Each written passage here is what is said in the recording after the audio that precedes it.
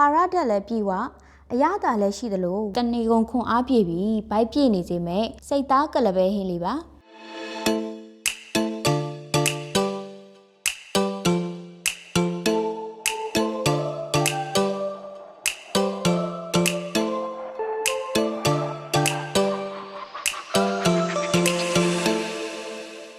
ဒီနေ့ဟင်းလေးအတွက်အတိကလိုအပ်တာကတော့စိတ်သားနဲ့ကလပဲတို့ပါမဆလာနနွင်းကြက်သွန်နီအပြင်ဂျင်းကြက်သွန်ဖြူတစ်ကြဘိုးခေါက်ကရဝေးရက်တို့ကိုလည်းထည့်သုံးပေးပါမယ်ပဲကိုတညရေစိမ်ထားပြီးနူးနေအောင်ပြုတ်ထားပါမယ်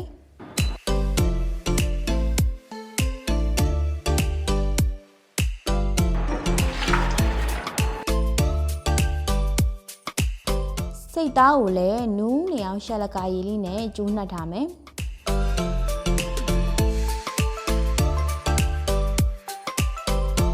အရင်ဆုံးဒဲအိုးထဲမှာစီအနှဲငယ်ထည့်ပြီးကြက်သွန်နီပပလှီးထားတာကိုစီတက်ပါမယ်။မိအေးအေးနဲ့ရွှေအိုရောင်တန်းလာတဲ့အထိကြော်ပါမယ်။ပြီးရင်တော့ဂျင်းကြက်သွန်ဖြူထောင်းထားတာလေးတွေထည့်လိုက်ပါ။တစ်ကြဘိုးခေါက်နဲ့ကရဘိုးကြီးရက်ကိုထည့်လိုက်ပါမယ်။စနွေးမုံအသားမဆလာနဲ့ငရုတ်သီးအရောင်တင်မုံတို့ကိုလည်းထည့်လိုက်ပါ။အဲ့ဒါလေးတွေကိုမှွေပြီးရင်တော့နှက်ထားတဲ့စိတ်သားလေးထည့်ပါမယ်